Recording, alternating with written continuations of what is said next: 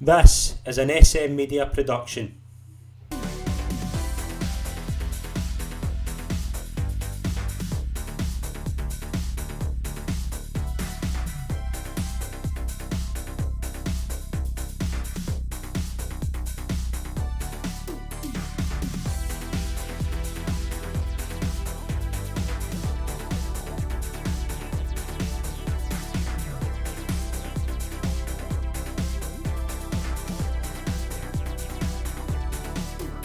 Hi folks, and welcome to the latest episode of... I'll start that again. Hi folks, and welcome to the latest episode of Chronicle, the Rangers journey, right here on SM Media. I'm Scott Pike. It's an absolute pleasure to be your host as always. We are now at episode 17. What happened in March 2017 when Mark Warburton left under a cloud of unease and was replaced by Portuguese man Pedro Caixinha. Out of the blue, absolutely unbelievable appointment, but one that was still kind of don't know how it came about. But to join me on this part of the journey, I'm delighted to welcome Ross Hutton. Ross, welcome to the show. I wish we could have picked better subjects to go through because there's a lot of downs on this, but it's a pleasure to welcome you on. Thanks for joining me. It's a pleasure to be here, mate. Thanks very much. You've definitely got me on for the fun one, haven't you? I mean, considering what's going to be coming after this and how joyous that conversation is going to be, I'm definitely getting the trough instead of the peak here. You're getting a tough one, but you're also getting one that's got quite a lot of topics on it. There's a lot of things to talk about on here, and there's some false dawns, there's some really bad days, but we'll kind of look back to when, obviously, last week we closed the show with Mark Warburton left. We spoke about it last week. This is still a tough one to really kind of put down as to what actually went on, but there's a lot of clouds under this. What actually happened, do you think, with Mark Warburton? It's a difficult one. I think there's possibly something in both ends of the story that I think possibly towards the end he wasn't as invested in being the Rangers manager as he may have claimed to have been. And it wouldn't have surprised me if he started looking at other opportunities because he said himself, especially the expectations around Rangers just didn't really suit him. I think he said in other interviews that when we came back up and we had the Tifo going for 55, he said, I thought his heart sank, or I don't want to put words in his mouth, but it was words to that effect. But I think when you're on that point, no matter how realistic that was, and listen, it wasn't. And I think we as fans probably knew that it wasn't, but that is always going to be a Rangers mentality. We're always going to be looking to push for the league. If we're not, then, we're not Rangers. So I think if you're going to be in that circumstance like Mark Warburton was, and he obviously coming completely external to us in terms of not being a fan of Rangers all his life, he's going to see that as unreasonable. And at that point, your heart probably stops being in it. So I can definitely believe that he was possibly looking for other options or an avenue out of Rangers while his stock was still relatively high. Mm-hmm. And then what happens, and it's messy and it's muddy, and he's never really got a proper management career going after that. Now, I think Mark Warburton is a fantastic coach, and I think maybe in one of those director of football roles, I think he'd be, a shining light because he does seem to have a really good knowledge of the game. It's nothing personal. It's just I think you could see over his tenure as Rangers manager and indeed the QPR subsequently of that, his style of management with the whole plan B is to do plan A better just doesn't work. It's not practical. It's no way suited to the modern game. You need to have a level of flexibility. You need to have a level of tactical nous that isn't just being able to rehash the old ideas but try and do them in a better way. So it probably was the best time for both parties to call it quits and to move apart, but it's just an incredibly messy episode. Aye, and it ended badly, and I think we kind of touched on it last week. That I think in a better circumstance, I think Mark Warburton would have done pretty well as Rangers manager. But it just, as you say, I think the expectations and the pressure on that situation was just a bit too much for him. But he left obviously on the 10th of February along with David Weir and Frank McPartland. Graeme Murty was placed in immediate caretaker control, obviously youth team coach. There was a weird one here because I think Graeme Murty was in an impossible position at that point because the league was gone, but there was also this pressure that things had to go back to normal. Rangers and winning goes hand in hand, but this season Rangers were not doing well. I want to go to the first game of the Murty run in the league, the 2-1 defeat to Dundee, where I think it was more the touchline antics that was kind of famous for that day. Do you remember? The headstand. Yes. Yeah. I'd agree with what you're saying there, Scott. Actually, the Graeme Murty was on an absolute hiding to nothing. And again, it maybe comes down to the expectations versus the reality. And the expectations were obviously going to be, listen, we need to start winning games of football again. Before the 1-0 draw at Ross County, Mark Warburton's last game, we'd been to Tynecastle and just get drubbed 4-1. Now, at time of recording, Rangers head to Tynecastle tomorrow, which we're going to. We were just speaking about that off air, so I'm really praying it doesn't go as badly as that. Can't surely. Tempting fate there. And then Graeme Murty comes in, 18th of February, we go over to Dundee, and listen, they're not a great side, and you're thinking, okay, if you can maybe come up against a side that you can try and at least show something that you're getting back on track for, you can try and at least kind of get a result at the end of, so probably one of the games you would pick. And it just, as you say, it doesn't go well. And then you have everything that goes on in the touchline with the headstand, with a missed chance. And don't get me wrong, it was an absolute sitter and we should have scored from it. Yeah. And, this is now the age of like internet memes and things like that. And you just feel as though the club is just becoming one laughing joke after another laughing stock, after another laughing joke, after another laughing stock. And it's just this endless cycle. It's possibly one of the low points. I'm saying possibly one of the low points. It was one of the low points where you're starting to think, are we ever actually going to get back to the club that we know we can be, we know that we should be? Because it just seemed to be one humiliation after another. And now that's, at this point, not Graeme Murty's fault. He's been brought in as a youth coach to just try and tide us over until we get a permanent appointment. I don't think anyone really attached any blame to him. But it just, again, you felt as though we were in this rut where we just seemed to be humiliated on and off the park at every single given opportunity. Yeah, I mean, the Dundee defeat, they then go to Inverness and lose 2-1 as well, which was just a weird day. I think it was a last-minute winner from Billy Mackay, if I remember right. But there was 2 wins, to be fair, a 6-0 win over Hamilton in the Scottish Cup, which seemed a weird... the Joe Garner hat-trick, that was just a weird day as well. But do you remember the 3-2 win over St Johnstone, where I'm pretty sure Rangers were 2-0 up and St Johnstone brought it back to 2 each?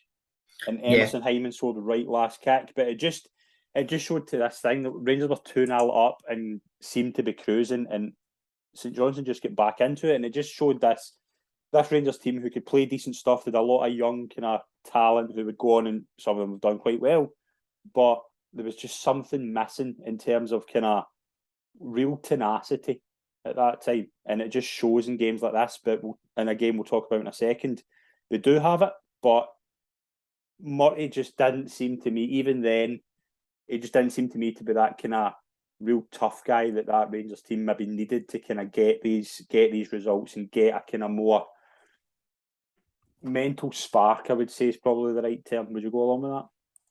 Mental spark is probably a really good way to put it, actually. Although, to be fair, I do feel as though they deserve a bit of credit for coming back against St Johnstone. I say coming back, what was it? They scored in the 87th, 88th minute from memory.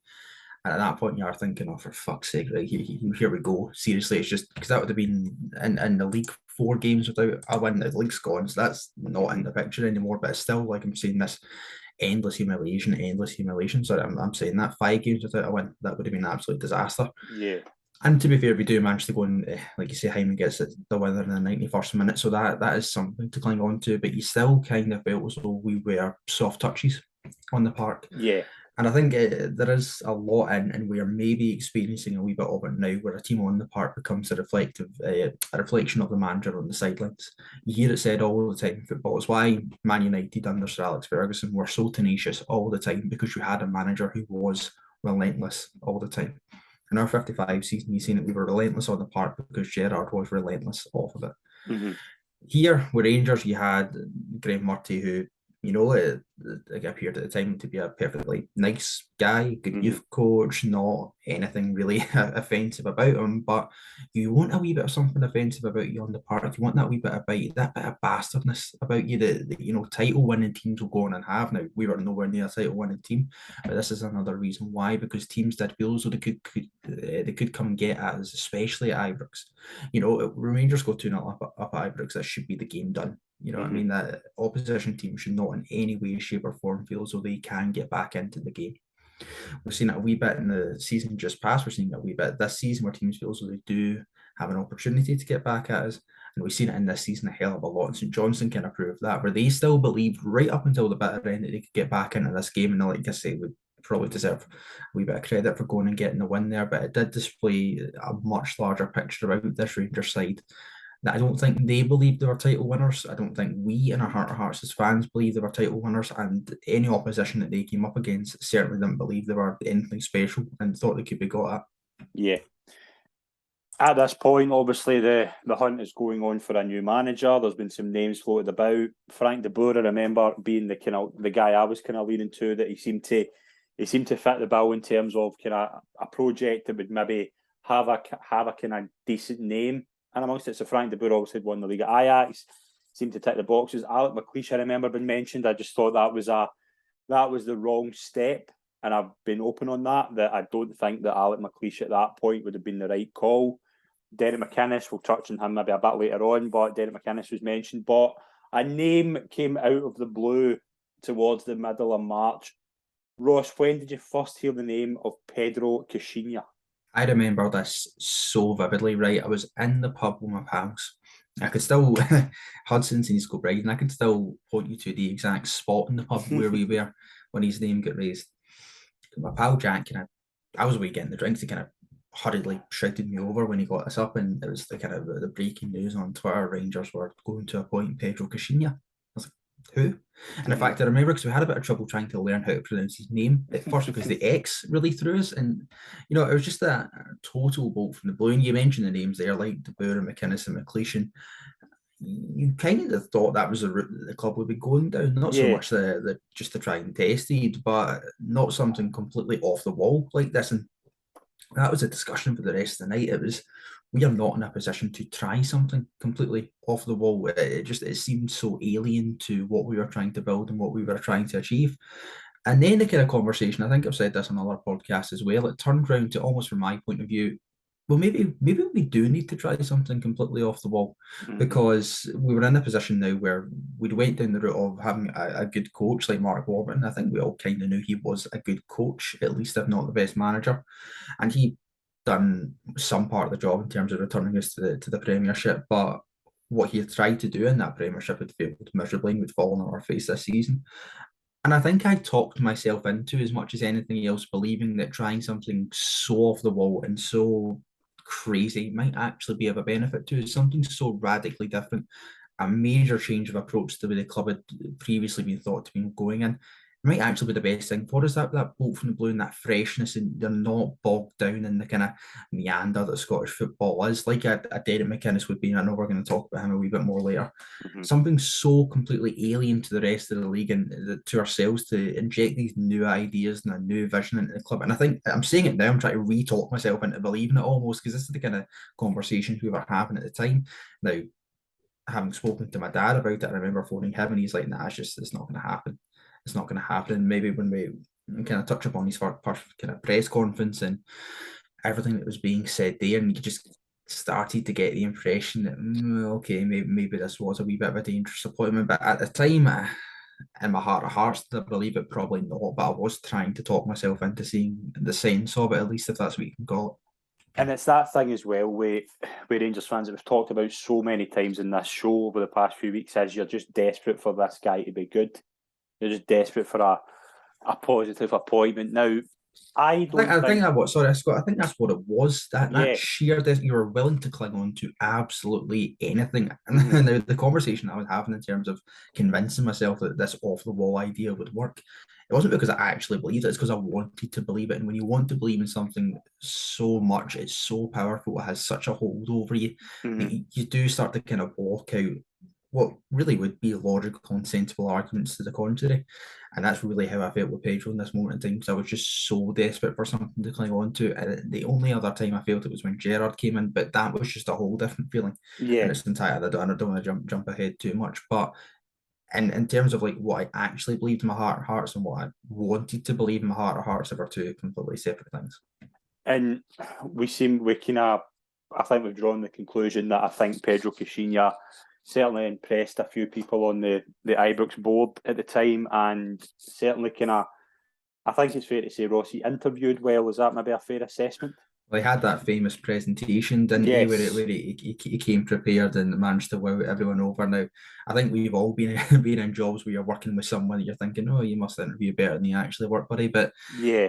I think the snake oil salesman has been the words that have been floated about quite a lot since Pedro left, and there's possibly something in that. But you do Hmm. sometimes just get guys like that in the real world that can come with that really, really good interviewing skill. He did seem quite a personable guy, and I think Yeah. that's the other thing about him. He did, he's someone who you wanted to believe in because he did seem like quite a nice guy, and smiled a lot and kind of cracked jokes. You could see why you would start to believe in that, especially if you're in his presence.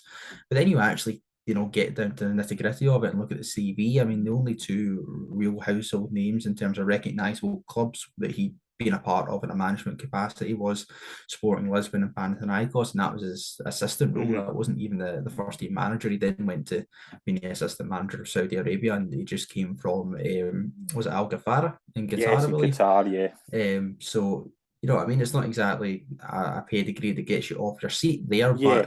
but if you're a board, and I think this is the human element of it as well in the decision making process. We want these people to be cold, hard, rational decision makers. They are human at the end of the day. And if he comes in with a fantastic presentation and a vision, which is something this club hadn't had in years, and manages to convey that in such an eloquent way to the board that they can believe in, then it does possibly make sense why they would fall into the logic as well of, well, I mean, it's something completely different, but he does seem to have that idea in his head about where he wants to take Rangers on the park. And listen, the route they went down previously clearly hadn't worked. So, Hmm. as I say, I can kind of understand. I'm not trying to acquit them of anything like this because it was a horrendous decision in retrospect, but I can kind of understand why we would have fallen into the trap of going for it. I think this whole situation was a mixture of desperate. The board were desperate for something, like something out of the blue to work. They tried Mark Warburton, that obviously hadn't worked. But if Pedro would have worked, for example, the board would still be dining off it today. Well, So you've, they do saw a wee bit with Steven Gerrard because even though Gerrard turned into the success that he was at Rangers, let's not forget when he was appointed. Again, I don't want to jump ahead too much, but that was completely off the wall as mhm. well. That isn't exactly going down your tried and tested safe pair of hands route where you're just trying to kind of get what you know because you have been burned before. So it's not as though they like this approach completely, remove them from that equation. But I think you're absolutely spot on. If you could believe that something so off the wall would work, then yeah, obviously you would get the credit. But when it goes the way that it did, you rightly get the stick as well. Yeah, and obviously he's famously sitting in the director's box at Parkhead. Rangers draw 1-1. A last minute goal from Clint Hill against the Celtic team, who obviously were on and finished the season unbeaten. But I remember there was something about that game. Now it was obviously a very good Celtic team against a very bang average Rangers team, but Rangers showed a willingness to not give up that day, and you obviously see it with a last minute goal. There was a bit of a difference, but now you kind of think about it, was that maybe a trying to impress the new guy kind of thing? But it was it felt like a massive point. I know the league was gone. I think it was something with 30 points at that point, but Celtic were so relentless that season. Just getting anything that day was a bonus. We needed it Yeah. as fans. We needed to see something from this Rangers team. And you're right. I think I'm going to say 33 points was the I gap at think the it end of that was, yeah. game. Something like that. 33. I remember it being quite wholesale like that. But we needed to see something more so than anyone in the stands like Pedro, or even for them on the pitch, or even Graeme Murty in the dugout, who I think the prevailing mood at the time was he kind of deserved it almost for trying to kind Yeah, of lead us I through think that's this fair, stormy yeah. period. Yeah, I remember saying that at the time to my pals and to my dad. It's like I kind of felt happy for him as well that he got that bookend almost of a result against Celtic.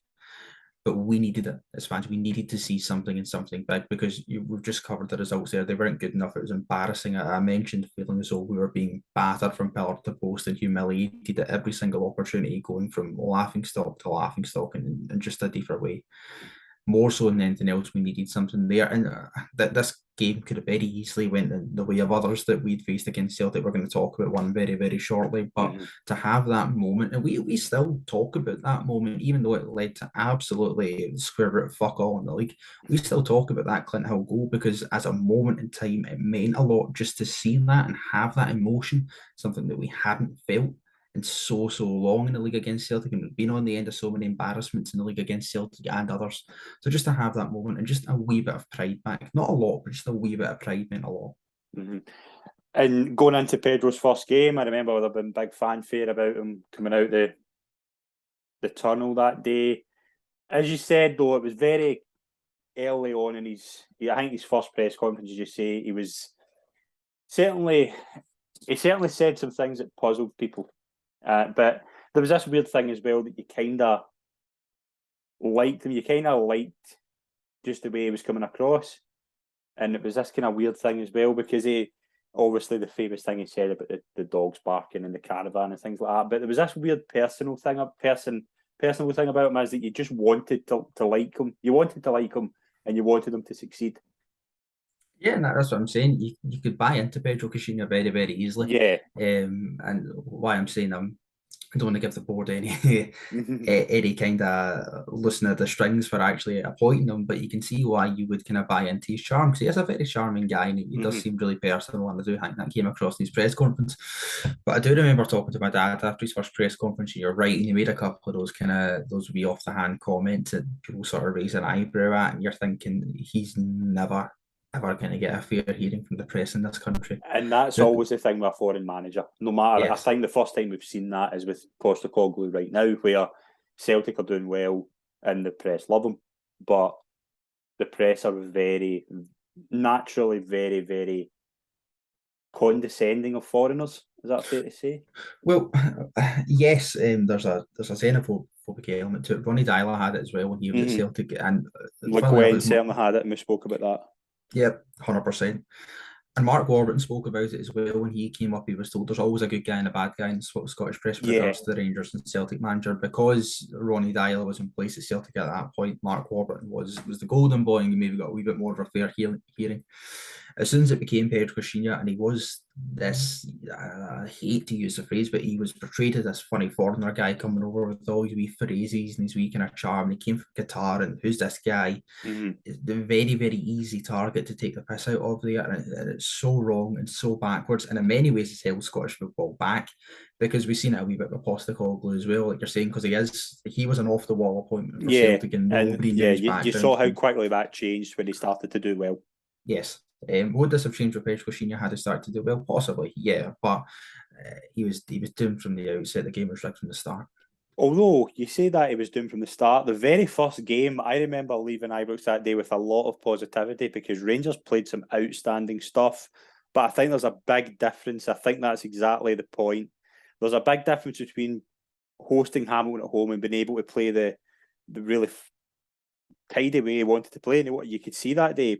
I think Lee Wallace's goal in particular, it's a stunning goal, but there's a big difference between playing at home to Hamilton, where you're allowed a lot of the ball and you'll create a lot of chances, and playing against a Kilmarnock team the 2 games after, where it's very, very tight and very tough to play that way. And I think that was the big difference. I think that is the difference between Pedro.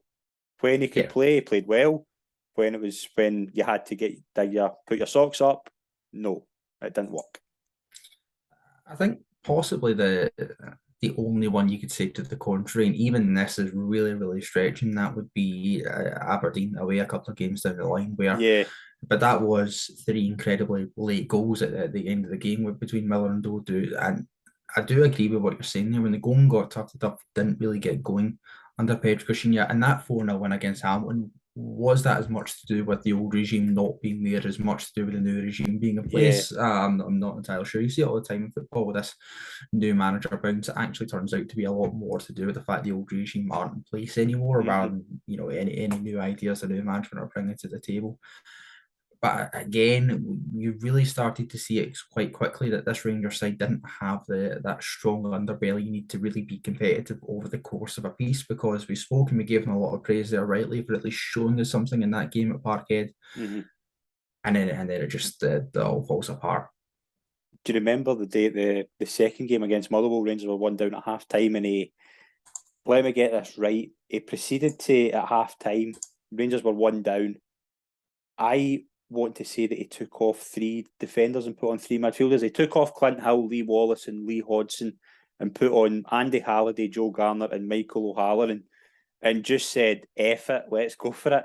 It managed to get a draw, but there was just something weird that day. Just 1 defender and 10 forward players in that team. There was just, and at the time you're kind of thinking, right, this guy seems to just have no F's to give, but it was weird, wasn't it? Just when you look back, it was so bizarre. It's football manager tactics. Yeah, you know I mean, it's not it's the kind of thing you'd expect to do on FIFA when you're 10 minutes to go, chase the game, and just throw every attacking player you've got in your ultimate team on or something like that. It's not based in any kind of reality, and I think we've actually seen it a wee bit this day. Okay, fair enough, we got a goal. But when you do that, you have a real issue actually getting the ball to the forward players, because you need ball carriers on your side, and you need someone to move the ball from back to front. It's why football manager tactics don't actually work in the real world. And we really struggled with it this day, because even though we had all these attacking players on the park, but nobody to actually get the ball to them. Mm-hmm. I just remember that day, Rob Keelan just standing and I think it was maybe the first sign that, even though, sorry, you go. There was this weird thing as well of, like, when you say about Rob Keelan just playing just standing there, just really just not doing anything, because Motherwell just weren't. Motherwell were just happy to try and get the win and just sit back. So Rob Keelan was just Rob Keelan, West Foderingham, and just did the half of themselves. But as you say, you don't have that structure. You don't have who's going to get the ball forward to the likes of Joe Garner, Martin Waghorn. There was nobody there to be that pivot. And that's a concern as well, because this is the second game into his tenure, right? Mm-hmm. And you're wanting to start to see some kind of imprint of ideas or a philosophy or a way of playing. Mm-hmm. And you can't do that. You can't just bin every idea that you're at least trying to impose just to throw loads of attackers onto the pitch. That's not a footballing philosophy. That's not an idea. That's not tactics, so to speak. And that was the first real major alarm bell that went off in my head to say, I don't actually know if this guy's got it tactically to change a game, because we've sat in Ibrox before where we've been 1-0 down or drawn 1 or something at half time. Mm-hmm. It happens, it's football. But then what you look for is a response in the second half. How are you going to go and turn that game around? And I want to see a lot more from a Rangers manager than, not just throw some attackers on the pitch and then hope for the best, because that's what that was. It's not tactics, it's not management. Mm-hmm. And that was the first real sign in my head of going, I'm really concerned about whether this guy actually has it or not. It was still early days, and I'm still trying to convince myself. I was like, listen, it is early days. Let's not hit the panic button. Let's not be unreasonable or throw the baby out with the bathwater or anything like that. We've been rotten all season. Try to kind of play these things over in my head. But there is that wee niggly doubt in the back that says, no, a proper manager doesn't do this. That's not the route that they go down.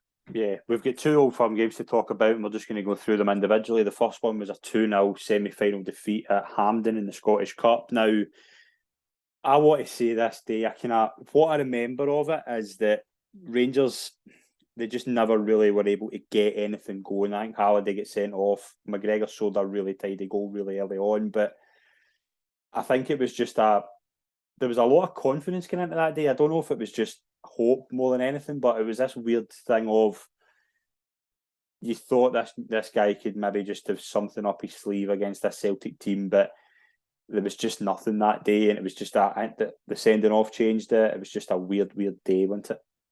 Yeah, I think it was a Patrick Roberts that Andy Halliday filled quite early on in the game, and at that point you're like, okay, so no matter what manager you are, any kind of plan you had going into it, yes, but even at that, I think possibly the result we had at Parkhead maybe raised the expectations to a possibly unreasonable level. But again, it's maybe things that you and I were speaking about off there about wanting to go into games and competing and keep them honest. And I think we were all firmly aware in our heart of hearts that this Celtic side were light years ahead of where this Rangers side were. But again, there's the fundamentals you want to see in a game like this. I just didn't really lay a glove on them, and not even in the sense that you weren't just keeping them honest at the back, or usually we weren't really doing anything. It was a really weird Old Firm game, actually. I don't think Celtic were nearly at their best with it either, because obviously McGregor scored so early and Halliday got sent off. It was kind of done by that point, and I think everyone in the stadium knew it. I don't think they really put the foot down to go and exert themselves the way that we would see them doing later Old Firm games. I don't think this Rangers team actually at that point believed they could get back in it. You're maybe getting to the point where you're thinking, okay, if we can keep it tight in the second half, last, 10, 15 minutes or something, if we can hit them with a corner, then that's probably our best hope. But as I say, it seemed done so early on. It was a really, really weird game to sit through. And even at Pedro at that point, I didn't really want to attach too much blame to him because, as I say, there was mitigating circumstances there. And you go down to 10 men at Hampden against Celtic, then it's probably never going to end well. But even at that, as I say, we didn't lay a glove on them, and it was just really disappointing from that perspective. 6 days later, Rangers host Celtic at Ibrox in the final Old Firm game of the season. I remember specifically my dad dropping me off to get the bus that day, and he said, "Let's hope it's just not hard to watch." Those were bad words. Those are words that always stick with me with that game, because there's 3 things that stick out to me this day, and I want to just go through them. You can obviously give your assessment of the game, but Lee Griffiths wiping his nose in the corner flag. Yep. Kenny Miller scoring at 4-1 and some fans actually cheering, whereas I just sat in my seat. And Lustig just doing this mazy run. And I've got to be honest, I've said this is the only time I've ever left Ibrox early, because after seeing that, I just couldn't sit there and do it anymore. Seeing Michael Lustig just do that just showed that this was a horrendous day. But those are the 3 things that have stuck out to me with that day. What was your kind of memories of the 5-1 defeat in the final game, the final Old Firm game? It's funny, actually. I just don't want to kind of work backwards, but it's funny you're talking about leaving Ibrox early, because I was talking to a Hearts supporting pal of mine the other day about leaving games early. And I said, if I've sat through Rangers 1, Celtic 5 at Ibrox, and I can pretty much sit through just about anything else, I feel quite confident in doing that. But it's the closest I've ever came to leaving a game early of my own volition. After the Lustig goal, Yeah, and kind of that was sort of the root of the conversation. Is maybe a wider point about fandom, because he was asking, he's like, why did you sit there for that? Just to watch them have a party? And I was like, I don't know. I couldn't really articulate it. I was like, he certainly wasn't sitting and watch Celtic fans enjoy themselves, but that kind of weird thing. I was like, no, I'm just going to stoically try and sit here to the end as if I was proving a point to anyone. But as weird, the psychology of it fascinates me, even in myself. Lee Griffiths in the corner flag, you get what you pay for. Lee Griffiths, he's a classless scumbag. We all know that. It annoyed me at the time, but I also remember turning around to my dad and saying, listen, I wish Lee Griffiths wishing his nose on the corner flag was the biggest issue that we had that day on the park. It wasn't, not by a long shot. No. And Lee Griffiths is a brilliant lightning rod for us as Rangers fans, because we know what kind of person he is, and he's a horrible, horrible scumbag, like I say. But that was not the biggest, my biggest issue with what I seen on the park that day.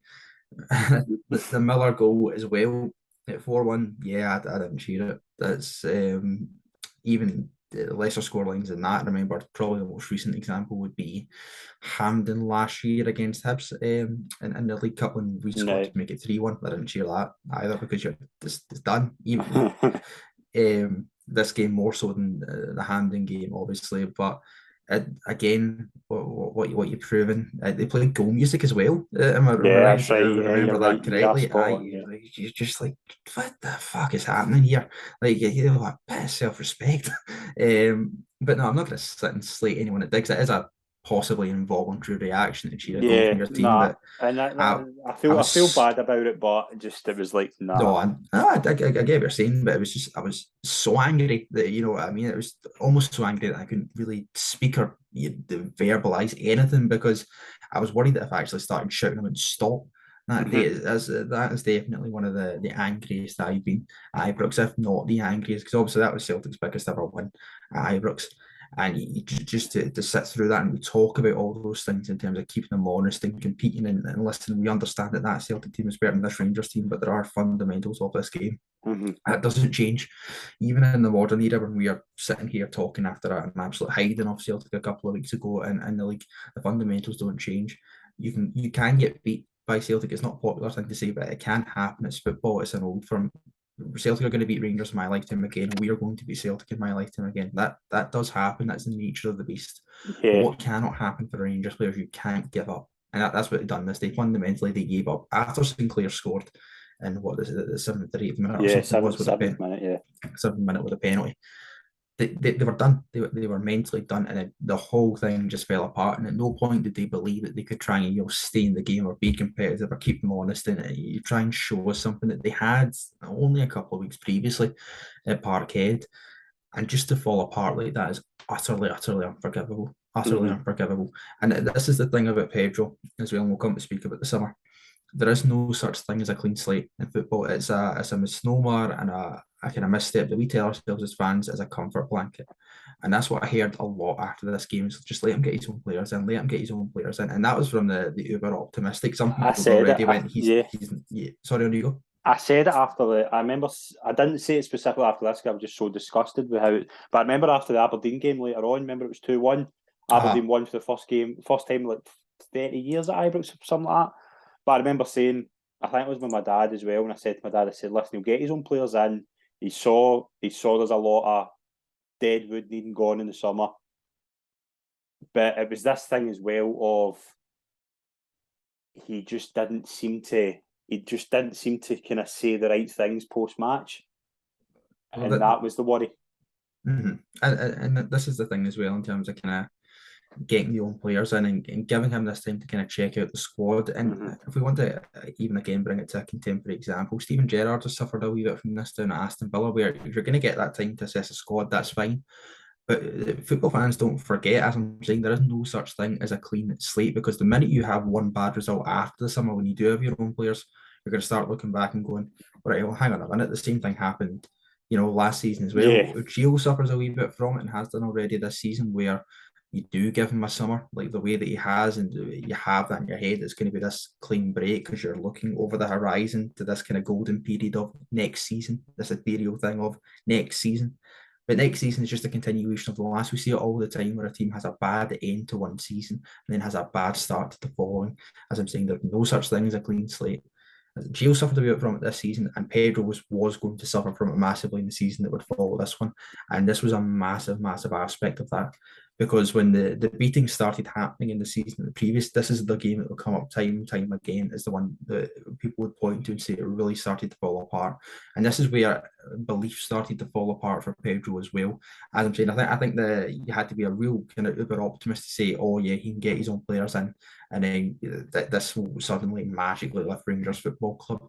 Because the doubts were already there. As I say, in that model game with the tactical element of it, just throwing players onto the park, then, fine, it's early on in the days, but a real manager doesn't do that. Yeah. A Rangers team should not be getting scurried 5-1 at Ibrox off of Celtic under any circumstances, under any management, under any length of team. Just should not happen, and here we are. Yeah, and Rangers finished the season in third, but Rangers get into the summer with a bit of optimism and more. We'll go through the signings that he makes over the summer, because there's a lot of... We'll go through them individually, actually, because there's a lot of kind of things I would like to say about them, how I felt at the time. But we'll start with the outgoings now. I'm just going to run through them quickly and see who you would have kept out of these. Clint Hill, Philip Senderos, Joe Garner, Barry Mackay, Matt Crooks, Rob Kiernan and Martin Waghorn. The only one I would maybe have kept out of that would be Martin Waghorn, but I just don't think Pedro fancied him. I don't think he fancied Mackay either, but I kind of think Mackay had just... I just don't think that would have worked. I don't think Pedro fancied Mackay, and I think Mackay didn't fancy playing for Pedro either. It was just a weird thing. But would there any of them you would have kept? In spite of Pedro, I would like to have kept Barry Mackay, but I'm not sure if that's me speaking with too much recency bias, given his latest performances for Hearts. I think at that time you're right. I don't think Pedro really fancied him. I think he'd kind of faded out of the picture a wee bit. Barry Mackay wasn't putting in the level of performances that we knew he was capable of. So yeah, I can see the logic there. Martin Waghorn, yeah, fully, because he was a goal scorer for Rangers. Martin Waghorn done a decent turn for Rangers, actually. A good player for Rangers, yeah. And he's went on to do well. He's done well at Derby. He's a good player. He would have done well in a good Rangers team, and I think he did. I think the summer, the season in the Championship, he was really, really good.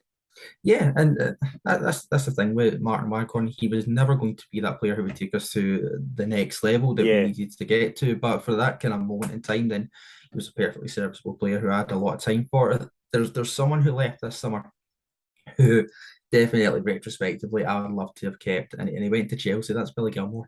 Billy Gilmour, yeah. Billy Gilmore left in the start of that summer. Obviously, you go to Chelsea now. This is in a totally different sphere to the first team we're talking about. But in terms of player, you would just have loved to have kept on the books, given what he has went on. But given where we were as a club at the time, we would have probably loaned him to Dunfermline and ruined his career. So that is one thing. But just given the way that he is stratospherically developed as a Chelsea player now, obviously playing for Brighton, you just love to have had him in that. And there was a push to keep him. I think Pedro. I think even Malcolm Mackay said something about wanting him to stay at Rangers as well, and it was just this. But he done the right thing. Yeah, he absolutely done the right thing. But we'll go through the players Rangers brought in. First of all, Rangers on the 31st of May announced the signing of Bruno Alves from Cagliari.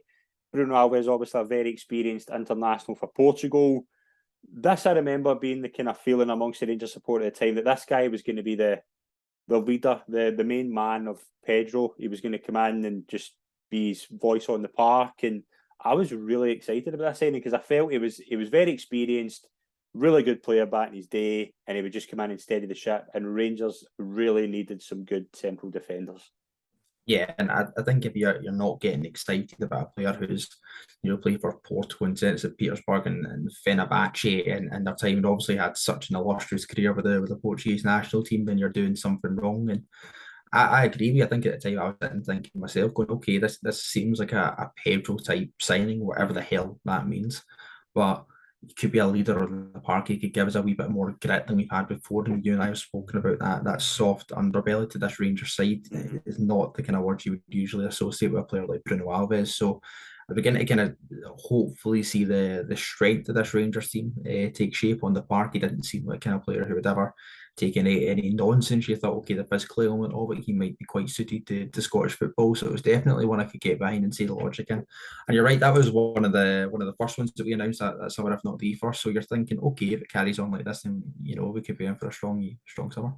And the kind of worst kept secret at the time, Rangers obviously signed Ryan Jack from Aberdeen. Now, I've got to be honest, at the time, I didn't rate Ryan Jack. I thought he was a decent SPL player. I didn't think he was Rangers level. Now, he's proved me wrong. He's went on to do really well for Rangers. He obviously had some really difficult times with injuries, but in hindsight, this made a lot of sense. He was probably the kind of right guy at this time. Obviously came from Aberdeen, which put a lot more pressure on him, but yeah, signing was good. I do remember thinking at the time, and I was proved right on this. I was like, he's going to get sent off every week for us because I seen the logic in Ryan Jack quite a lot. So did my dad. I think my dad loves Ryan Jack even now more than he loves me. To be honest, I can't say a word of criticism about him. But I can see the logic, as I say, on a free, especially the Aberdeen captain, he would provide that level of grit in the midfield that we'd wanted. But I did have that massive concern of he is not going to get away with the same kind of challenges for Rangers as he does for Aberdeen. It just doesn't work that way, not in Scottish football, not with the referees that we have. Now, don't get me wrong, some of the red cards that Ryan Jack was going to pick up were absolute stonewall red cards and horrendous challenges, but if he does that in an Aberdeen shirt, he probably gets away with it. So there is that, and I think over the kind of period of time we've seen the development in Ryan Jack where he did cut that out of his game massively, and it was needed for the sake of his Rangers career. But just in terms of, as I say, just that bastardness that you almost wanted to see in this Rangers team, you could see it beginning to take shape. So I absolutely see the logic in it. It's not the sexiest transfer we had of the summer. Some of the sexiest transfers we had of that summer didn't work out, but he was definitely one that made a lot of sense, especially, as I say, on a free. Yeah. The next two, let's do them as a package. On the 6th of June, Rangers signed Dalcio from Benfica, and the 7th of June, Fabio Cardoso from Vitória. Ross, I remember telling people at the time, I said, this Fabio Cardoso is going to be an ex-Carlos Cuellar. Now, in a way, not for the ways I thought, but he's had a really good career. He's now at Porto. He's playing Champions League football. He's a regular starter for Porto. Dalcio, on the other hand, now there is this weird feeling that if you've got one name and you're a winger, you instantly become a fan's favourite. Now, there was a lot of excitement about Dalcio, but we'll go on to later on. He just wasn't up to it, was he?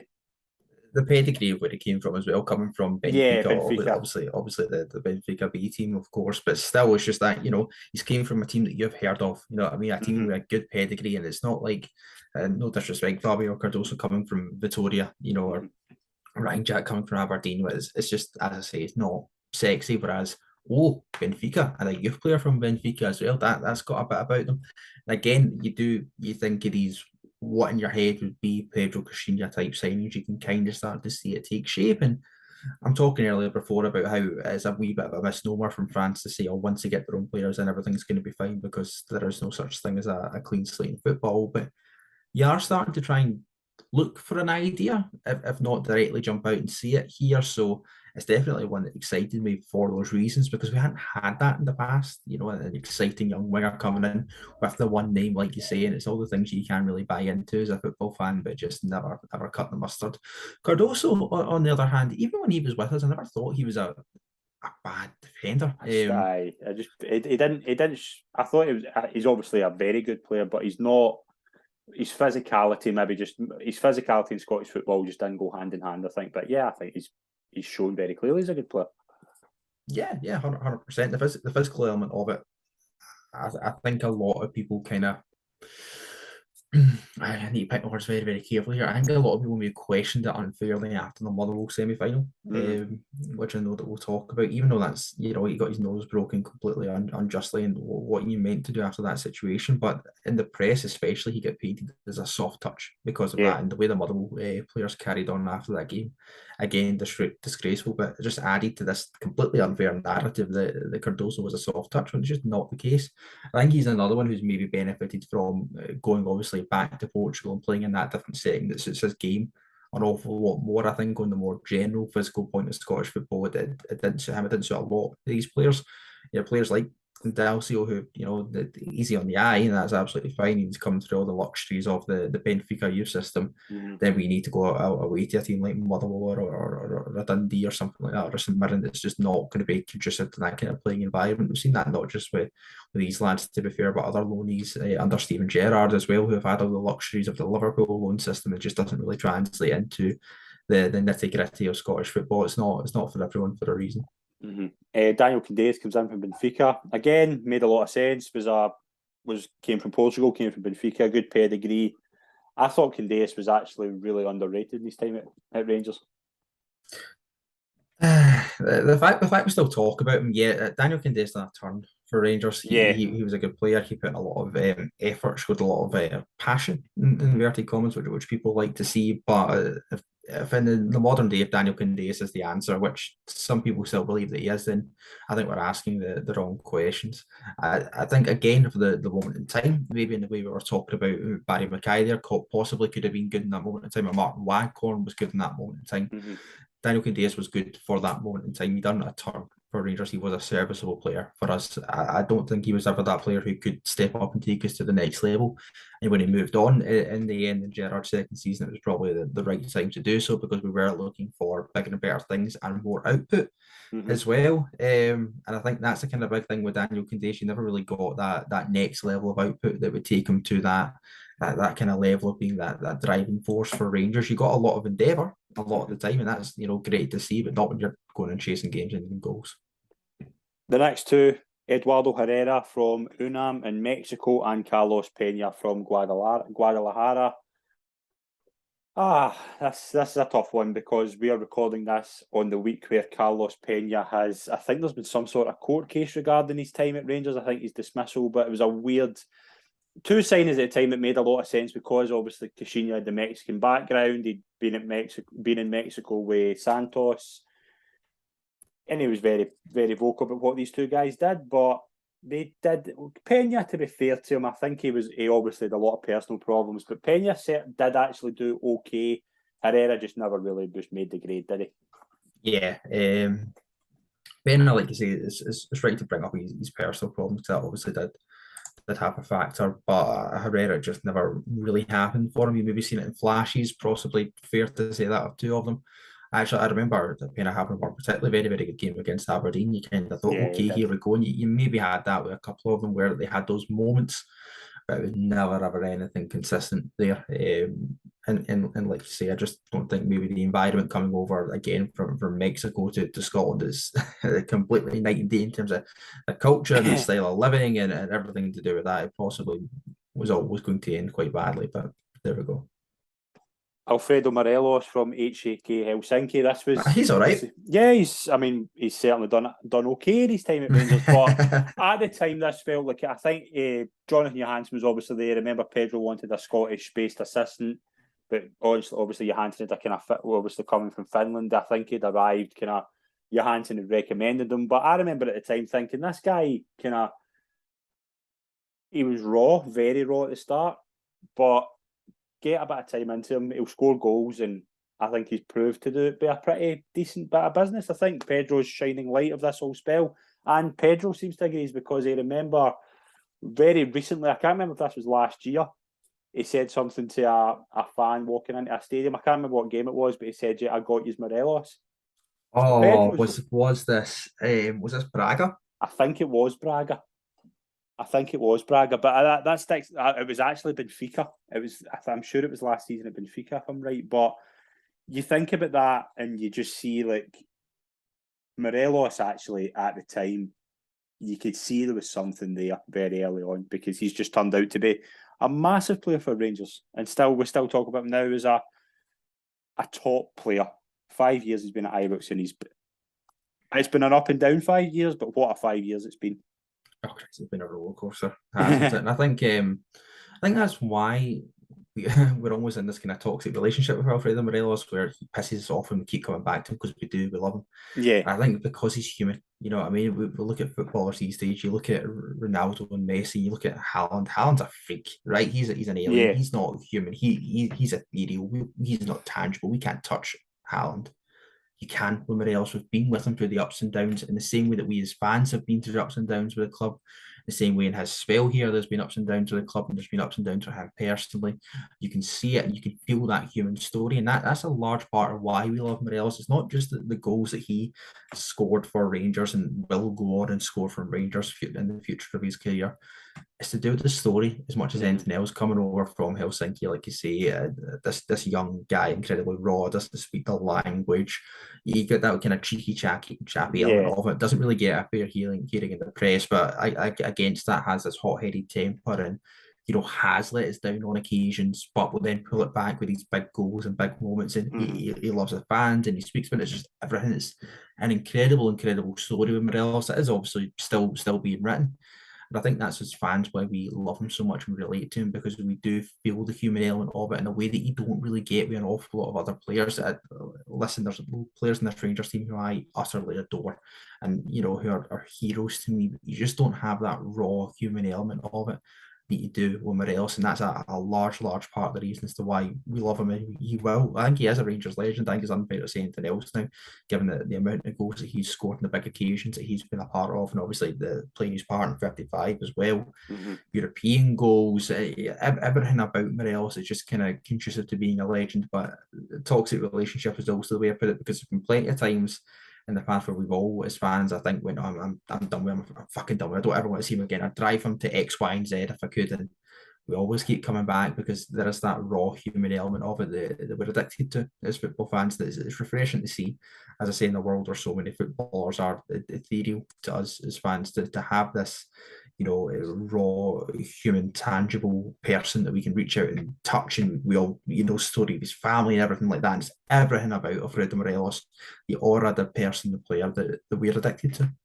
The one signing that really excited me from this summer was Graham Dorrans coming from Norwich. He was a really good player. So unlucky with injuries, but he would have been tremendous for Rangers. And he was in that short spell, but he was, I remember him getting injured, I think it was in Pedro's last game actually against Kilmarnock, but I mean, Gerrard fancied him so much as well. See if he'd just get fit, he would have been so important to that Rangers team.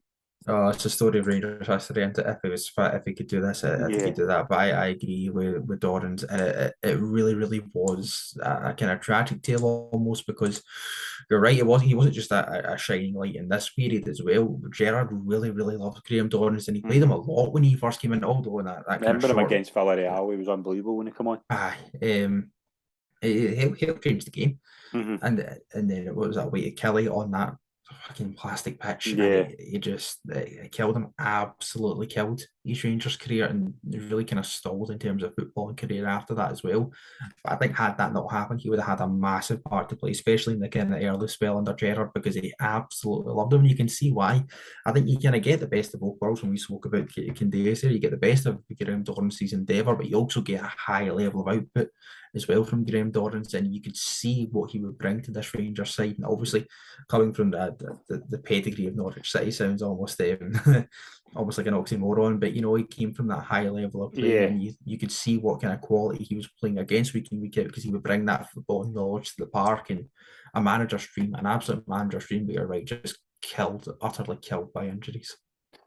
Declan, John and Aaron, the man who made up the signings that summer, it was all about the return to Europe. The first time in 5 years Rangers would play European football, and they faced Luxembourg side Progress Niederkorn. Now, Ross, the first leg of this, I remember this very specifically because I took a friend up to the game who had never been to a Rangers game, and I said to him, pick a scoreline, pick a correct score, and we both picked 6-0. We thought this was going to be a job. Rangers were 1-50 in the coupon. And the first leg went up to Ibrox, 1-0, very slow game, nothing really happened. Kenny Miller scored really early on, but we thought 1-0 win, let's just get the second leg out of the way and let's move on. But the second leg, now, I have never had a weirder feeling in my entire life than following football and losing 2 goals to a team from Luxembourg and going out of Europe at the first time of asking to the 4th best team in Luxembourg. How big a disaster was this for the club and for the support who had craved this European comeback so specifically? Oh, it was a catastrophe. It was an absolute catastrophe. And over the summer, you're wanting to move on from that mindset, as I spoke about right at the start of the show, being battered, physically and psychologically by Rangers Football Club from pillar to post, humiliating, not being able to want to go into your work or see, any Celtic supporting mates you might have the next day, because it was horrible, utterly horrible. And you're thinking, even though, as I say, in your heart of hearts that summer is not a fresh start because it doesn't exist, you're thinking maybe we can start to move past that and at least build some credibility back to us. And the way that would happen the summer after this. And then this happens. And you're right, kind of sitting at Ibrox for the first game and it ends 1-0. You're wanting a more comfortable scoreline than that. Mm-hmm. But there is a thing in your head of, okay, it's very, very early on in the season and we're maybe not quite up to our sparkling best, no laughing at the back. And then you go away to Luxembourg and we hit the woodwork 3 times. Obviously, Kenny Miller and Windass hit it. I can't remember who else hit the post of the bar for us that night. You do start to get this feeling of, if they get one, then they're in this game anyway, and obviously you're in that kind of oppressive heat that you're in over there, and we weren't really playing well despite hitting the woodwork. And the longer that goes on, the more it gets into the players' head, like, okay, shit, if they get one, then we're in trouble. And the more it gets into the Progress players' head of going, shit, if we get one, they are in trouble. And it just becomes almost a sort of self-fulfilling prophecy. And then the first goal goes in, and absolute panic sets in. And I don't think it's unfair to say that. I think everyone absolutely panicked, and Progress obviously went and took advantage of that. And then as soon as the second goes in, I was talking about panic after the first goal. I don't even know where to describe the emotions that I was feeling, my pals were feeling in the pub when that second goal goes in, because it was just beyond panic. As I say, I don't think there is a word in the English language to quite describe the range of anger and embarrassment and panic that we're going to go out of Europe here. And obviously you still have that silver bullet of the away goal, but I think at that point everyone was just so spooked and so shocked and so panicked that we never really looked like getting it. And I don't know, how would you describe your emotions going through that game? Because as I say, even think about it back now, it's really, really difficult to come to words with just that last 15 minutes of that game is one of the most bizarre experiences I've ever had following Rangers, because it was like it just absolute tour de force of every bad emotion of the last 5 years coming to the fore. And you're thinking, this is, in terms of the embarrassments we've had with the lower league teams, that this is worse than all of them by a distance, not just because of who we're playing against, but it's on the European stage. This is meant to be us trying to make our way back and build that credibility. And we didn't just fall flat on our faces. We went out a couple of rounds later to a decent enough side, and you can live with that. But to go out at this stage to a team who'd only scored like one European goal before playing us, I can't even begin to describe the emotions that I was feeling in that last 15 minutes. And then I do remember at the full time whistle just feeling empty. It was as if that tour de force of emotions that just went through me so much in that 15 minutes that it just vacated me as soon as that whistle went, and it was just utter emptiness at the end. But how did you feel? I think you've kind of touched well on how I felt at the time. I just felt I had this weird feeling as well, because I was thinking, right, couple of, as you say, maybe a third round. Just I didn't think Rangers, even under the first season under Gerrard, I thought, right, 4 rounds is way too many. Yeah. But I also had this feeling as well, like Rangers, they can't lose. They cannot lose this. Even just keep it tight for a 0-0, just get out of there, move on to the next game. But as you say, there was just this weird thing of there was no. When Progress scored the first goal, I thought it was done. I thought Progress would get through, because I just didn't. I'd seen it already with this Rangers team that they just couldn't handle going behind. They just couldn't handle going behind, and they thought themselves, this is a bad day. But even that humiliation, I thought would be, they wouldn't let that happen. I remember that night just sitting in my living room, just absolutely disgusted. And then obviously you see the photos after it, Pedro and the bush, but you still have this feeling as well, like it's not. You still have this weird feeling of backing them, because it's one of those freak results. That's just this is a freak result. This can't happen. There was still that wee confidence that Rangers could claw something back, but in hindsight. And we've saw this so many times. We saw it recently with Jack Ross, for example. When you have a humiliating result, you can never recover from it. A good example as well was Harry Maguire. Harry Maguire, kind of the best World Cup England defender has ever had, but the next mistake he makes, he will always be judged on his mistakes. Phil Jones could not recover from being ridiculed online as much as what he was, and I say, it kind of became that for us as well, where the images and the videos coming out of Pedro Caixinha in the bush, and as I say, every kind of emotion of embarrassment and rage and incandescent apoplectic anger that you'd felt over the past few years just came to the fore again. And I think, if we're being totally honest, and I think we kind of knew it ourselves then as well, Pedro Caixinha's Rangers management career didn't end on the 26th of October 2017. It ended that night. Yeah, because there was no way back. And that's what I mean. If you're a fresh manager, right, coming in totally fresh from the summer, and that's what your second competitive game with Rangers, then it's an absolute disaster still. But you don't have anything to look back and compare. You don't have the 5-1 before that, where you've said to yourself that that was a blip, that was a freak result. It's now happened again. How do you recover from that? And it was There's no such thing as a fresh start. That's what I keep saying, because you have that reference point in your head now where you can pin it back to that and say, we were embarrassing then, we're embarrassing now. I'm not seeing a linear improvement here. Why is this guy in charge of my football club? And as soon as that is in your head, as soon as that wee earworm gets in, there is no removing it. You're done at that point. And some people, as I say, already have it with the current management team. We need to see if they can try and turn that around in the psyche of some of the support. But at that moment, as soon as that final whistle went and neither corner was done, and he was a dead man walking from that point. It didn't matter what results he got or who he beat. It was done. And it was only a matter of time. I think that was a killer thing as well. It was like watching your own funeral in slow motion up until the end of October, because we were not going anywhere under Caixinha. No. In that time, we'll cover more embarrassing results. It just seemed to edge you closer to the inevitable. Then maybe there's an inevitable for every football manager. Every manager has a lifespan, and I think they all know that as well. But for it to be so apparent what the end of this movie was going to be, I feel as though you were just waiting on someone to pull a trigger for you. It was excruciating, absolutely excruciating, and it felt as though the season was gone before it had even started. Yeah. Again, with the expectations, obviously, we're not expecting to go in. I possibly wasn't expecting to go and take the league from the invincible Celtic side. I think that would have been too much. But again, you want to see something else. And if we can't even see that at home to a fucking team from Luxembourg, then what chance are we going to have against, the likes of like Hibs and Aberdeen and Celtic in this world who genuinely hate us and want to batter us? It's never going to happen. And as you say, it went on from that. The league started, it was kind of up and down. You had the situation with Kenny Miller obviously been dropped after I still to this day don't know what actually happened there. I think I put it down to Kenny Miller maybe doing his Barry Ferguson back in the day, maybe telling Pedro that this wasn't good enough and Pedro taking it the wrong way and such. But the League Cup semi-final, we've went through that. We'll kind of gloss over some of the results because I want to get to the League Cup semi-final, because that to me felt at the end, I felt it was only a matter of time, because Rangers had nothing that day. And as you say, there was just so much going on. Louis Moult tore Rangers to shreds. It just felt a really bad day. But the up and down league start, there's so much happens. Give us your overall kind of thoughts in that, the kind of slow end before we get to Kelly.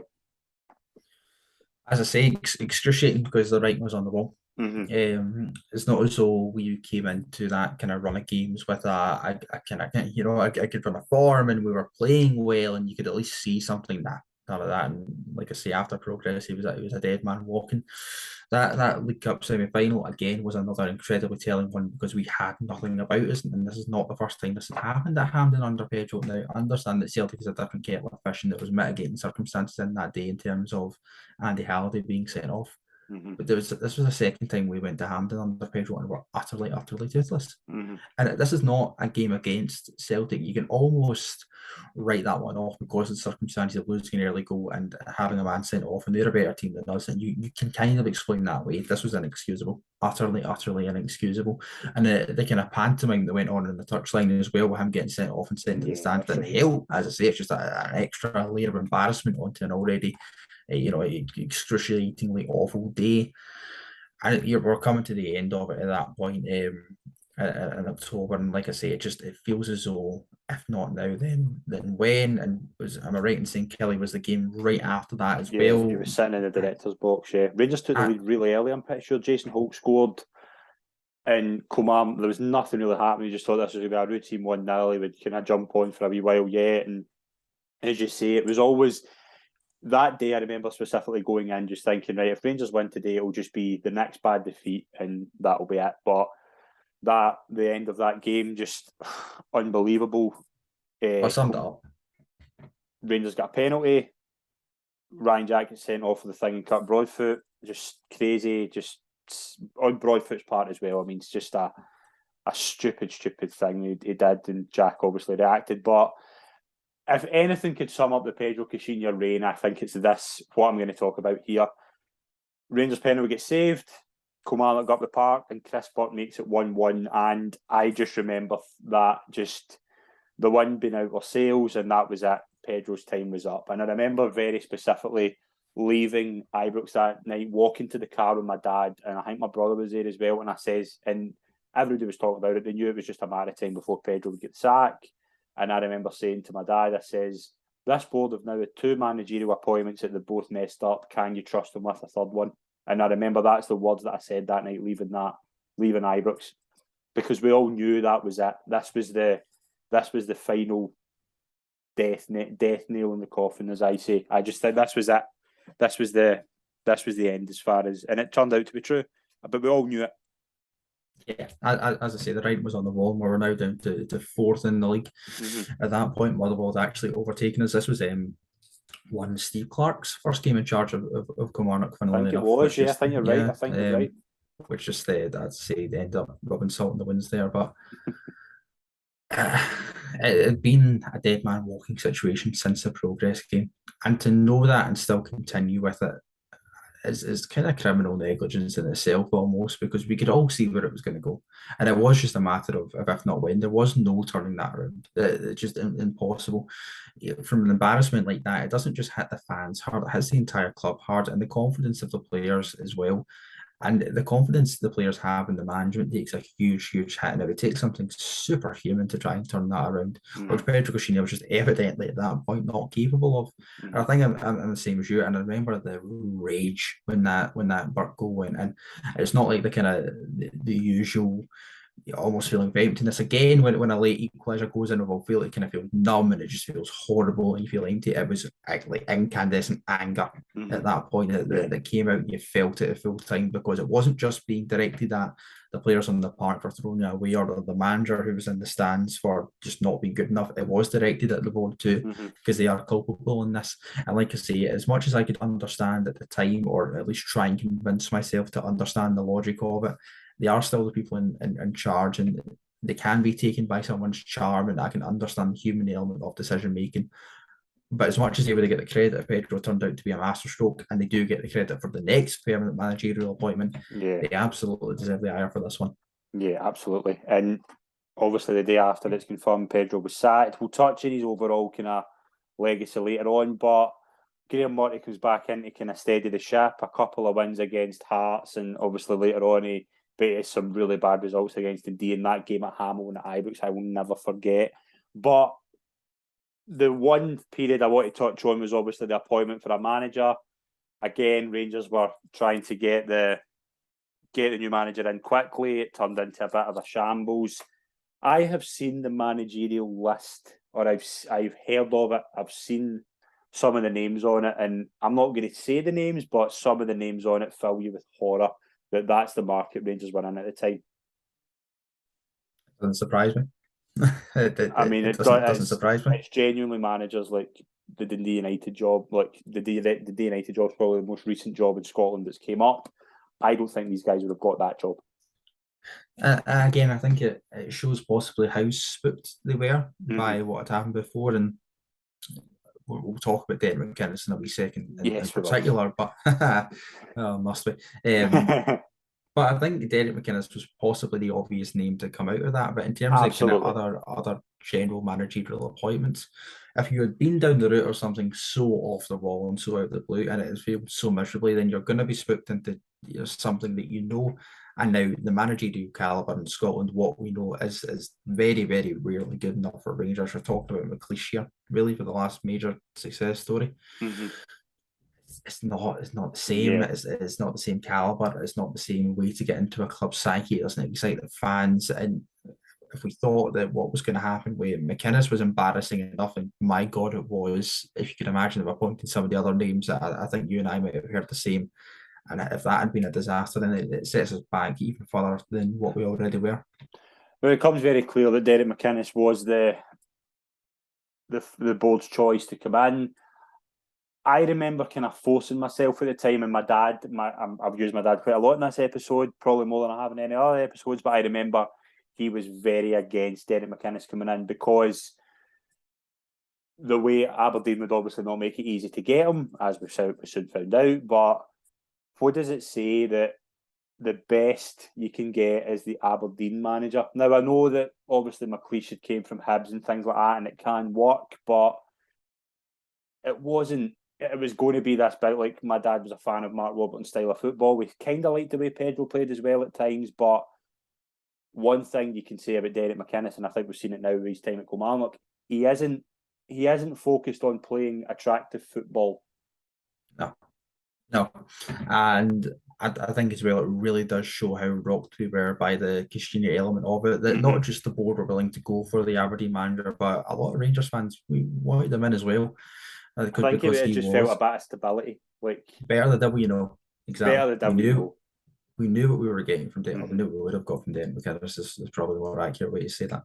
And as I say, we had been so burned by this off-the-wall appointment of Pedro Caixinha that even though we knew that Derek McInnes is not the most exciting or sexy manager we could have appointed, given the list that I think was there, none of them were. No. But we at least knew what we were going to get, and it wouldn't be exciting and it wouldn't be thrilling, but it would be an improvement, and stability is the right word to use there, than what we had before. Now, looking back, it is one of the biggest dodged bullets that we've ever had in our club's history in terms of that, because of what we would go on to do in terms of appointing Steven Gerrard. But in terms of that moment in time, again, and I keep talking about being embarrassed permanently by Rangers and how we were getting battered from pillar to post as fans, and we had to try and go into work in school or uni or wherever you were in, and face Celtic fans ridicule, and yet this was one of the most public embarrassments that we'd had off the park as much as we'd had on it.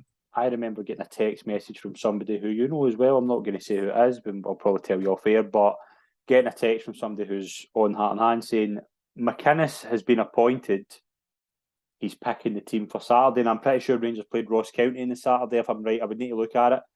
But something definitely changed because McInnes had agreed to take the job. That's well documented. That did happen. Something spooked him, or someone. We don't know, but That was Peter Grant. It was Peter Grant didn't want to follow him to Rangers, and Derek McInnes did not. Tony Docherty, sorry. Oh, sorry, my apologies. Docherty. Yes, Peter my Grant apologies. and Rangers would not have won. Aye. Yeah, I've got no idea where Peter Grant came from. My apologies, but that's the theory. That's the theory I've heard as well. But that, I think McInnes will look back at that time and regret it massively. But I remember at the time being raging at McInnes. I was raging at McInnes more than the board for some reason, because I'm like, you've got this opportunity to come to Ibrox and you're turning it down to stay at Aberdeen. But the board definitely deserve their criticism for this as well, because they made a complete mess of this. And again, looking back, it's probably for the best. But I was the same as you. I remember at the time being angry at McInnes and giving it a lot of the shite back part, because it really did feel like that at the time. He had this opportunity to take this once in a career step up to Rangers. You know, it's not going to happen for you twice. The circumstances and the stars are not going to align enough for that to happen. And he turned it down.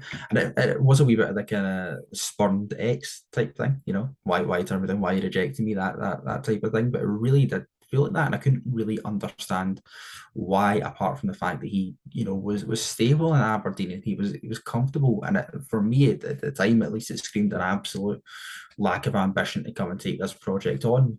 But on the flip side, if he is stable in Aberdeen and, you know, he was comfortable up there, and you're looking at Rangers at that moment in time, and you're thinking, well, we can have a basket case for a club that we were sitting fourth in the league, then as a manager, maybe that wouldn't be an appealing prospect to you. But there is still the element of it's Rangers, and you really would have the opportunity to kind of build us from the ground up, like Gerrard would do.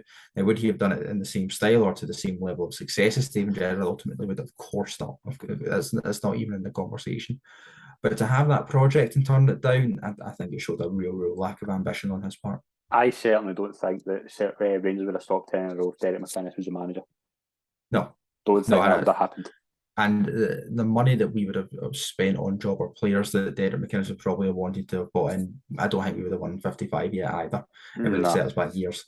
And don't get me wrong, Caixinha set us back years. But this would have been the conversation for title challenges under Derek McInnes. No. I think it would have been a solid second, and Celtic would have been way clear and going for probably 12. But the disastrous pursuit of McInnes had obviously meant that Graeme Murty was still there, and they had steadied the ship, but he got the job till the end of the season, just before Christmas. Now, that was nothing more than to just buy the board some time to get the appointment right and just get a safe pair of hands in. Now, in hindsight, that was absolutely the wrong call, because Graeme Murty was not mentally capable of doing that. And that's a shame, because I think Graeme Murty's another really nice guy, but he was not capable of doing this. Now, was it the wrong call? And in that moment in time, I can maybe understand why. In the fullness of time and looking back, it was probably the right one, because we got Steven Gerrard in. And yeah, let's be honest, we don't want to hear it, but this season was gone at that point, and I would much rather they prefer, and even still to this day, I would probably say this, I'd rather get the right guy in than the quick guy in.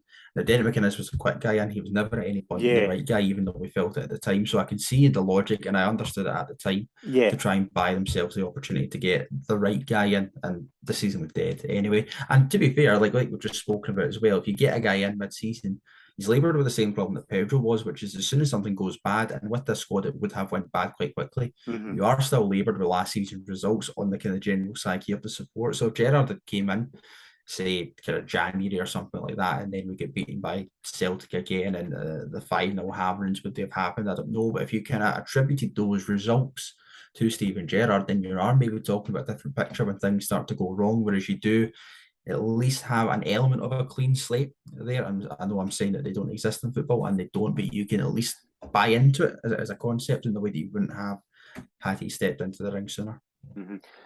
Yeah, and I think you're right. I think I mean from the perspective. I think in hindsight, it was the right call to give Murty the job and just buy time. But you could see later on, just Murty he struggled with the pressure. Oh yeah, but yeah. To be fair to him, he got a January window. He brought some decent players in, like Jamie Murphy come in.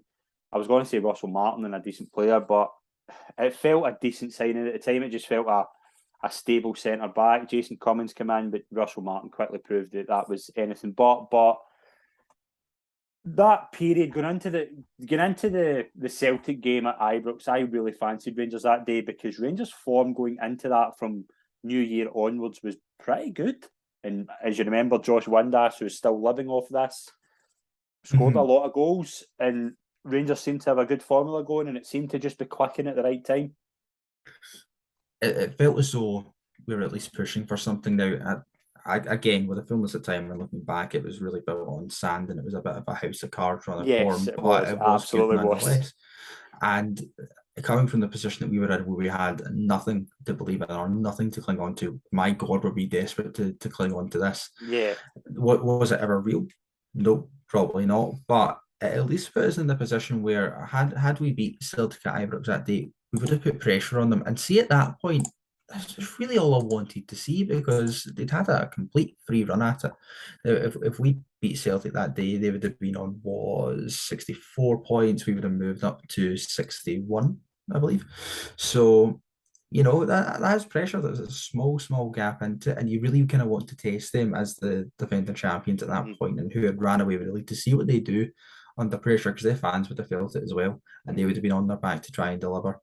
And at that point, you never know what happens. Now, don't get me wrong, in the fullness of time and in the fullness of that league season, I don't think we would have went on to win it had we beat Celtic at Ibrox that day.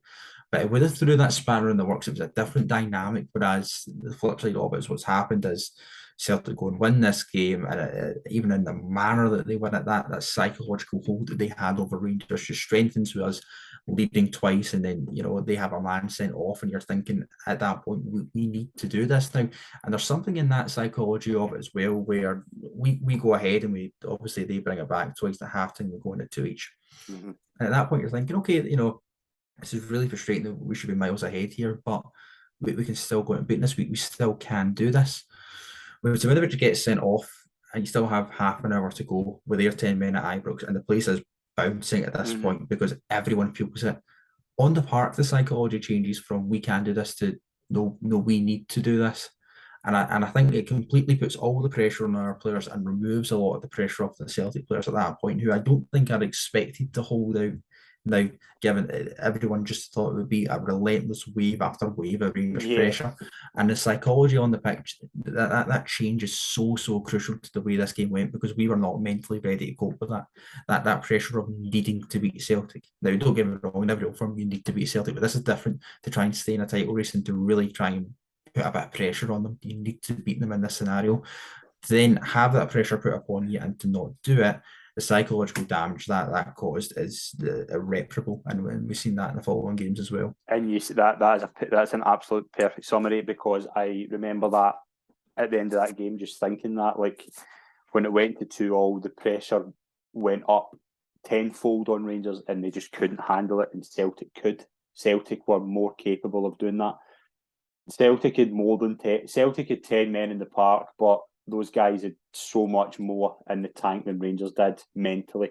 And that's the big difference in those games. And that was what I remember sticking out that day because as soon as that red card, I think when that red card came up for Simonovic, I think Rodgers, in particular, we haven't really mentioned them in this episode, but he did have that mental edge that I think goes quite underrated with him actually, that he could get those players up for that. And once that red card was in, he was like, right, this is where you step up because the pressure's on Rangers. And quietly got about their business, and that's a brilliant goal from Edouard, to be fair. But once that goal went in from Edouard, that was Rangers' season done. 100%. And even towards the end there with the chance and Scott Bain made the save. And I actually remember having a conversation with a Celtic fan not long after this game, and he said, like, oh, you would have loved to draw out of that. And I was like, well, obviously in the context of not getting beat, but it still would have felt like a major Yeah. disappointment. No, I mean it was the chance to put pressure on Celtic and just see what happens at the end of that. Like I say, the realist in me, I don't think we were ever going to win the league, but it gives that dynamic of pressure. You know what I mean? To be competitive and stay in the game. Whereas, as I say, not just losing to Celtic on this day. If it came to Ibrox and beat us 2-0 and a fairly run-of-the-mill game almost, then it doesn't probably do that much psychological damage. The manner of this done a lot of psychological damage. Is the reason why a lot of these players who were involved that day could just never make it as Rangers players, and the reason why James Tavernier deserves so much credit in making it as a Rangers player to come through, not just this, but the games we're going to talk about in a minute. And we'll touch on them quickly because I just can't bring myself to go back to this. But the Cup semi-final was just, I didn't watch this, I was working thankfully, but I remember going out my way to try and watch a bit of the first half and turn it off after 20 minutes because I was just like, this is an absolute doing, because Celtic could have played with their slippers on that day and won. And obviously, famously, the incident with Andy Halliday, Lee Wallace, Kenny Miller, was a lot going on that day, and it just turned into just an absolute shambles, and obviously resulted in Murty's time being up as manager. Yeah. I kind of struggled to find where to start with this game as well, because it's so different to the game at Ibrox where we go into it in a good run of form. You're thinking, okay, I think we can get at Celtic today. I think we were beating the tunnel before we came out of Hampden this day. Yeah. I'd listen to the fans will never be beating the stands, but I think there was that thing in our head of going, I didn't have the same level of confidence or buzz about us as we did going into Ibrox, where we genuinely had, I think, belief that we could beat Celtic. And even though, no one in the stand against Celtic at Hampden's ever going to surrender a game like that, I do think it was in our heads that we were aware that this could go really, really badly, really quickly. And as soon as that Rogic goal goes in, a man who I'm utterly sick of seeing in a Celtic shirt, I'm so glad he left because he always seemed to score against Rangers.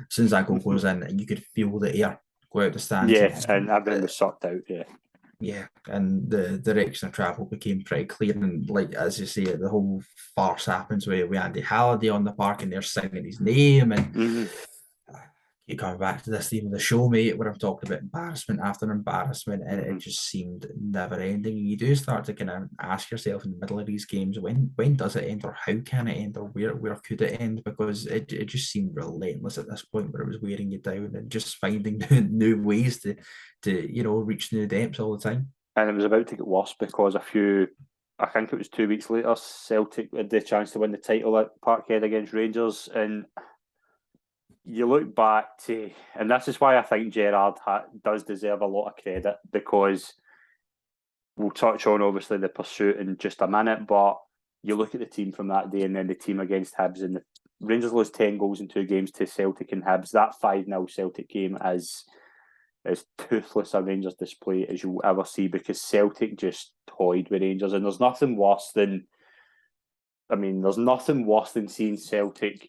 I can accept losing to Celtic. I can if Rangers put up and I think that's why the one so recently bugs me, because Rangers put up nothing. But this day, the Rangers players just weren't at that level. They couldn't be at that level because the team that day, you look at it in paper and it is just not a Rangers team, and Celtic just toyed with Rangers. I remember again speaking to a couple of Celtic fans after this game, and they were almost annoyed in a sense because they were 5-0 up after 50 minutes or something like that. And you, me, the Celtic fans, the Rangers fans, everyone thought this could be a record. This could genuinely be double figures. It genuinely could have been. That's not hyperbolic to say it genuinely could have been double figures that they had they wanted it to be, and they took the foot right off the gas. They were playing about with Rangers and took pity in a way, and that hurts. And that actually bugs me more because Rangers just let them. Yeah, and at that point you kind of do want to see just fucking kick someone. Do show me anything. And again, I'm not really one to buy into the whole passion thing that some people really love to see from the players, but genuinely just hit someone or do something, show me that you care at least. and we've got absolutely none of that. And when they're strutting about the titles in the bag and their fans are having a party, and listen, we've been there at Parkhead in '99 where we could have a party at their place beating them to win the league. And I think for a lot of their older fans, this was their chance to try and get some of their own back on that. It was painful, and it was really, really horrible to watch. And I keep saying we used to find new depths of embarrassment. Now the most recent defeat to Celtic was embarrassing, but nothing doesn't even scratch the surface No, it doesn't. compared to this. Because we were not at the races, we were nowhere near them, and it could have been anything that they wanted to be. And the only thing that stopped it being an absolute record score was Celtic just taking the foot off the gas. And Jack Hannock. And Jack Hannock, yeah, you're right, actually, to give him the credit, because he pulled off a number of good saves that day. But even at that, if Celtic really wanted to put the foot down and really, really wanted to rub our noses in it, they could have quite easily that day.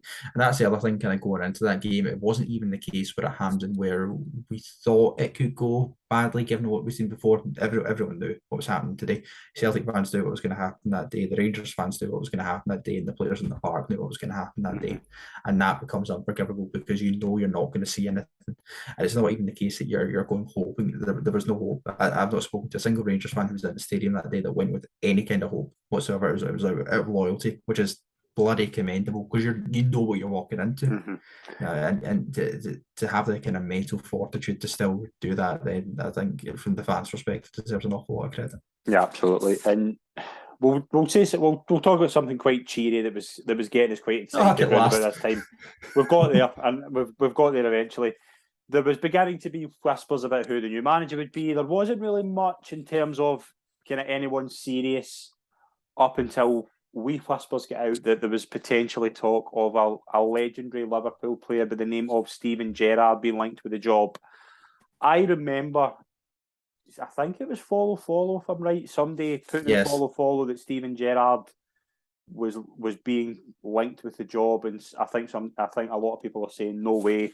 And I remember looking in Sky Bet, and I'll never forget this. I'm pretty sure Alex McLeish was favourite, and Gerrard was sitting about 25-1 or something. By God, I wish I could go back 5 years, because there was this thing of because he turned down jobs before. He turned down jobs. I think it was MK Dons. It was MK Dons. I want to say he turned down another one as well, but there was this thing of that sounds exciting, but there's no way Steven Gerrard's coming to Rangers. No, you're right. Actually, it was MK Dons that he turned down. I remember reading that before myself. Again, much like Pedro, actually, I remember exactly where I was when I got first told about Steven Gerrard. I was working in the bar at the time. I was still a student, and it was the bar manager's husband was in having a drink, massive blue nose. And he kind of pulled me aside and he went, "Have you seen follow in the last like half an hour?" I was like, "No, what are they saying now?" And I was still so scared with Rangers. I was like, unless it's unless it's half this team being shot for their performance, I'm really not that interested, mate. And he's like, "No, it's Steven Gerrard's the favourite to be the manager. Apparently it's going to happen." And I was like, just fuck off. Honestly, don't do this to me. And then, unlike Pedro, where I was trying to convince myself that, this completely off the wall new start appointment could be a great thing, I was so damaged by that I was like, what are we doing, man? I mean, is this really the time to be trying to gamble on a young, inexperienced manager? Like, of course, Steven Gerrard's an absolute legend, and I adored him as a kid growing up, watched him. Who didn't? You know what I mean? But Jesus Christ, there's just no chance, absolutely no chance. Now, I was incredibly dismissive. Actually, I had to buy my pint when Gerrard was actually appointed, just to get him apologise, because I just didn't believe it was going to happen. And then the story gains more traction until, and then the BT interview happens where he's on with Gary Lineker and Neil Ferdinand. Yeah.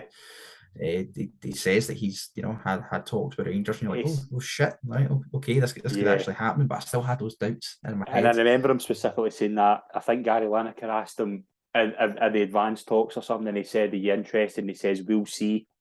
And I remember that specifically because I had completely ruled. I said, "There's no chance he's taking that job. There's no chance he's going to risk that," because going to Rangers at that, going to Rangers at that time was a death sentence. It felt like it to us. Like, there was this Rangers team were miles away from where they needed to be. Why is he going to risk a cushy job at Liverpool, potentially going to an average team in England where there's not as much pressure? Why would he risk coming up here? But by God, he certainly was willing to take the risk. And I remember it. I remember it so well the day that he got announced, because it became quite apparent on Twitter before it happened. That it was the 4th of May 2018. Yeah, Today was going to be the day. And I remember, like I said, I was still a student at that point, so I was in the Mitchell Library in Glasgow. I had a report that was due. right. I got sacked off because I'm getting a subway over to Ibrox just on the off chance. And then they open the gates on in the main stand, and everyone kind of goes flooding in, and everyone's trying to like get a signal on their phone to watch his press conference as he's being unveiled. And at that point as well, we had the amazing tweet to Hamza Yusuf, who'd obviously tweeted that Steven That's Gerrard right, was never going to be yeah. there, and delayed arrived, and I was like, that's just excellent, absolutely excellent. And we not had that for a while at Ibrox, even though I'm saying at Ibrox as if it was a full stadium on a match day, but the buzz around the place at that point was just something I hadn't experienced in a long time. And I remember in 2018, I'm 19 years old. All I've really known throughout my adolescence and my teenage years was Rangers being battered from pillar to post and being a bit of a joke, and kind of growing up on these stories of my dad and others talking to me about the 90s and that fabled time of being all conquering and wondering what the hell I'd done in the past life to deserve this version of the Rangers instead. And you finally had someone you could just latch on to and believe to. And even though initially when I'd heard Steven Gerrard being talked about, I was so burned and disappointed by Pedro that I was so dismissive of it. Mm-hmm. Just being in the stadium that day and seeing him walk out the tunnel and the roar that went up just from the people who were in the enclosure and all that day. It felt something. It felt different, and I think that's the words that everyone has used since then. It felt so different, and that it doesn't mean anything. As I say, that's ethereal as well. You can't touch that difference in feeling. There's just, you got the impression like no matter what happens here, something special is going to come out the back end of it, because you can believe in Steven Gerrard. You know who he is. He's not some randomer from Qatar that's came over out of nowhere, and it's not as many mental gymnastics you need to do to try and believe in this as a figurehead of the club. And leaving Ibrox that day, like everyone, with a massive spring my step. Actually, I went to the Loudon as well for a drink, and the place was absolutely bouncing. And it's one of those kind of Rangers memories, despite a ball not being kicked that day at all. It's one of those ones that will just live with me forever, just because it really did feel like you were part of something special and something was building. And getting that kind of first glimpse of him was incredible. We started this journey by looking at the first 2 episodes we did. We're talking about how much a hero was needed in the 80s and how bad Rangers were, but the parallels of this are so similar, because you've got this inexperienced manager with a massive name, massive reputation, taking a risk at a massive job, and the fans just desperate for something to just desperate for a buzz back. And that's what this is. And that's why I remember feeling when Gerrard was, you had that wee thing in the back of your head, right? He's untested, but you also had this buzz that this is Steven Gerrard. He's coming to take this job. He's saying all the right things. His press conference was brilliant. There was just this good feeling back, and by God, Rangers fans needed it at the time. Yeah, and like I say, we were desperate to cling on to absolutely anything that we could. But again, it felt different to that. I didn't feel as though we were needing to talk ourselves into believing into anything, or having those discussions with yourself, with your pals, where you had to almost be forced into some kind of belief. It was there, and it was natural. As I say, in the stands that day, and anyone else who was there listening will know this themselves, you could just feel it. It was just absolutely electric for as I say, a day where a ball wasn't kicked, just to see a manager unveiled. I've never really experienced something like that before. I might never experience something like that again. No. And you're right to mention the 80s, because as soon as it's the very easy comparison to make. But anyone who had spoke to of an older age around that time, they compared it to the same way that they felt when Souness walked through the door as well. That really famous game-changing moment in Rangers history. And it's not unfair to say that it's not too close to the event to say that Steven Gerrard walking out that tunnel with a Rangers scarf was a game-changing moment again. Yeah, absolutely. But we will obviously get into Gerrard next week. We'll look at it in detail, the 3 seasons, but ultimately resulted in my opinion, the biggest title win in Rangers history. But the overall summary of this period, the Pedro disaster, the disastrous appointment of McInnes, just so much negativity to go through, what's the overall memory of this? That if I could ask you just for a quick summary of this whole period, what would it be? Pain and lots of it.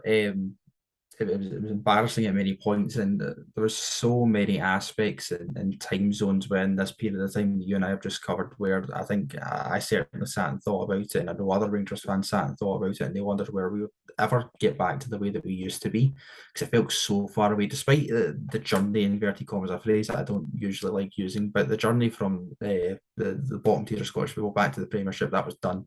Mm-hmm. This was new depths in terms of things where we felt as though we could get back and we could push it, and it just never happened. We fell on our face. We were embarrassed by our rivals. We were embarrassed by Hamilton Accies at home, and it felt as though it was one never-ending pillar to post. And you have this shining light at the end of it when Steven Gerrard walks out that tunnel, and you had hope. And that's something that I don't think we spoke about an awful lot tonight. Just use that word hope, because of none of it, there's no hope involved in any of this. Yeah. And as football fans, if you don't have hope, you don't have anything. Every single football fan, except Celtic fans, it should be afforded hope within their lives and following their football team. And we were robbed of that as Rangers fans for so long. And the bookend to this chapter is Steven Gerrard walking into that tunnel to the faithful in Ibrox that day, and hope was restored. And that's something that will live with me forever. As I said, the emotion of that day was incredible, but just having hope back is just such a powerful thing. Ross, it's been eventful.